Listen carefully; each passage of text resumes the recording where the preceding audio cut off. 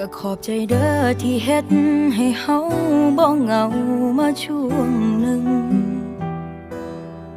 ก็ขอบใจเด้อถ้อยคำซึ้งที่ปลอบใจย้ำบ่มีไผเป็นคนเท่าออกจะเงาแต่บ่มีไผเอาไปใส่ใจมาคุยแล้วก็หายเสียใจอยู่เด้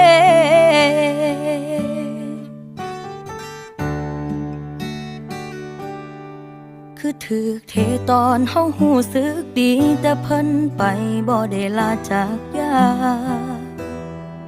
เริ่มมีหวังแต่ก็ต้องหมดหวังนั่งซื่อๆก็หูสึกเจ็บบ่เคยจำย้อนว่าใจง่ายพอสิหักไผก็ใจอักเสบเขาก็ไปตามสเต็ปแต่เฮาเสือกจริงจังอีหลี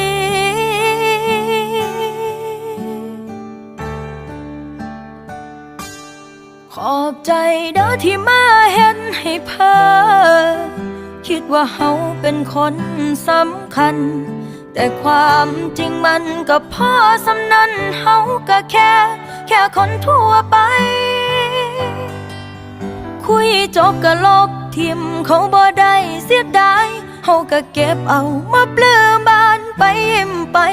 ขอบใจเด้อที่เฮ็ดให้เฮานั่งให้โดยที่โตบ่ได้คิดหยัง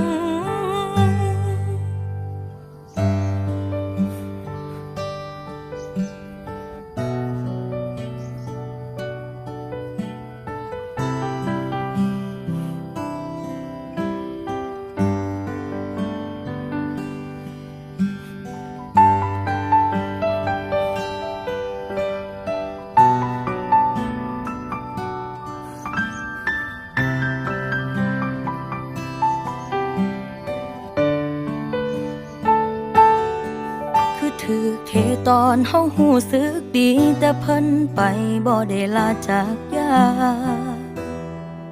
เริ่มมีหวังแต่ก็ต้องหมดหวังนั่งซื่อๆก็หูสึกเจ็บบ่เคยจำย้อนว่าใจง่ายพอสิหักไผก็ใจอักเสบเขาก็ไปตามสเต็ปแต่เฮาเสือกจริงจังอีหลี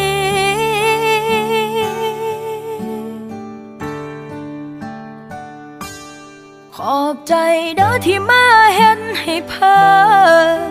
คิดว่าเฮาเป็นคนสำคัญแต่ความจริงมันก็พอสำนั้นเฮาก็แค่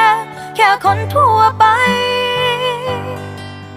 คุยจบก็ลบทิมเขาบ่ได้เสียดายเฮาก็เก็บเอามาปลื้มบานไปยิ้มไปขอบใจเด้อที่เฮ็ดให้เฮานั่งให้โดยที่โตบ่ได้คิดหยังขอบใจเด้อที่มาเฮ็ดให้เพ้อคิดว่าเฮาเป็นคนสำคัญแต่ความจริงมันก็พอสำนั้นเฮาก็แค่คนทั่วไปคุยจบก็ลบทิมเขาบ่ได้เสียดายเฮาก็เก็บเอามาปลื้มบานไปยิ้มไปขอบใจเด้อที่เฮ็ดให้เฮานั่งให้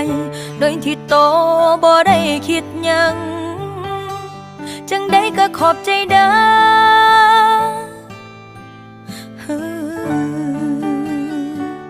ขอบใจโตอีหลี